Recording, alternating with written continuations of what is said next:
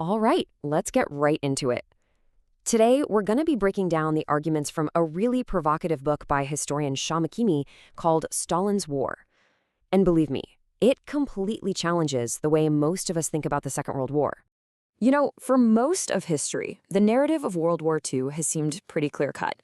It was a conflict defined by Nazi Germany's aggression and, of course, the Allies' fight to stop it. It's the story we all know, right? It's Hitler's war.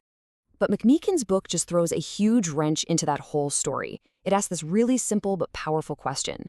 What if we've been focused on the wrong dictator all along? This idea, it reframes the entire conflict, arguing that maybe we should actually be calling it Stalin's War. So you have to ask, how does McMeekin even begin to make such a massive claim? I mean, what's the evidence for renaming the biggest war in human history? Let's dig in. Okay, so the first part of the argument is all about shifting your perspective. Instead of looking at who fired the first shots back in 1939, McMeekin wants us to look at the map of Europe in 1945. Because when all the dust settled, who came out on top? It was the Soviet Union, which had just massively expanded its empire, controlling all of Eastern Europe and gaining a ton of influence in Asia. Now, McKean argues this wasn't just some lucky break for Stalin. He makes the case that Stalin wasn't just reacting to Hitler's moves. No, he was actively following a grand strategy, a long-held ideological playbook for Soviet expansion. And this, right here, is the core idea behind that strategy. See, for Lenin, and later for Stalin, a really brutal, long, exhausting war between the big imperialist powers in Europe, well, that wasn't a threat to be avoided. It was the perfect opportunity. It was the catalyst that would weaken their enemies and let communism just sweep into the ruins. And this timeline of what Stalin did early on, it really shows that theory in action, doesn't it? He wasn't some victim just waiting to be attacked. He was Hitler's active partner. He was a co-aggressor, grabbing territory and building his own empire while the capitalist countries, just like he'd hoped, were busy bleeding each other white. Now, of course, everything flipped in June 1941 when Hitler betrayed Stalin and invaded the Soviet Union.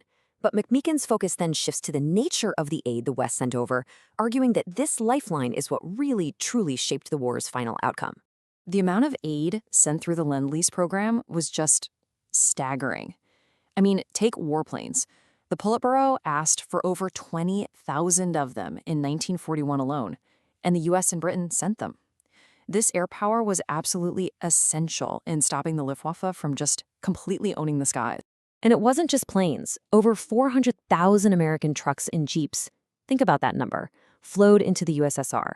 McMeekin argues this, maybe more than anything else, is what put the Red Army back on wheels. It restored their mobility and made those massive counteroffensives, the ones that drove all the way to Berlin, even possible. And then you've got the tanks, nearly 23,000 of them.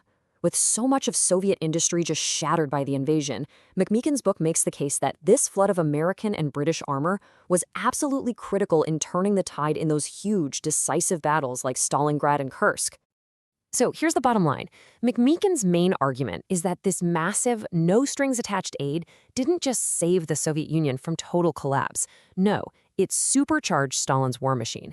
It's what empowered his conquest of Eastern Europe and, in the end, turned the conflict into his war. Which naturally brings up the biggest question at the heart of this whole debate. Why on earth did Roosevelt and Churchill give so much unconditional support to a brutal dictator who, not that long ago, had been Hitler's ally? And what's so fascinating is how you get two completely different interpretations of this. McMeekin paints a picture of President Roosevelt as kind of naive, charmed by Stalin and really influenced by aides like Harry Hopkins, who he basically says was working for Moscow. But the counterargument? It's that FDR was a stone-cold pragmatist who knew that keeping the Red Army fighting was the quickest way to beat Nazi Germany and save American lives. And that whole debate over the Allies' motives, it forces us to look at the most sensitive part of McMeekin's entire argument, the direct moral comparison he makes between the Nazi and Soviet regimes. To make his point, McMeekin lays out Stalin's gigantic record of atrocities, from the purges of the Great Terror, the murder of Polish officers at Katyn, the whole Gulag system, and invading all his neighbors. He's arguing for a kind of moral equivalence, suggesting the Western Allies basically chose to team up with one mass-murdering tyrant just to beat another one. But a lot of historians push back on this idea of moral equivalence, and they push back hard. They argue that this kind of comparison totally misses the single most defining and uniquely evil part of the Nazi regime. And this is the core of that counterargument. Critics say that unlike Stalin's terror, which was mostly political or class-based, Nazi aggression was built on this uniquely genocidal racial ideology. The concept of undermenschen, subhumans, it wasn't just about oppression. It was literally a license for the systematic extermination of entire groups of people. And you can see this disagreement in sharp relief right here. McMeekin suggests the deaths of over 3 million Soviet prisoners of war, well, maybe it was due to negligence. But the rebuttal, which is based on German archives, says no, the mass starvation was a deliberate policy. It was only when the Nazis realized they needed those so-called subhumans for slave labor that they even started feeding them. This right here really highlights the absolute core of the historical debate. So in the end, a book like Stalin's War really forces us to wrestle with some uncomfortable questions. It's not just about who won World War II anymore. It's about the brutal, messy, and morally complicated choices that were made to get that victory. And it leaves you wondering, what was the true and lasting price that was paid?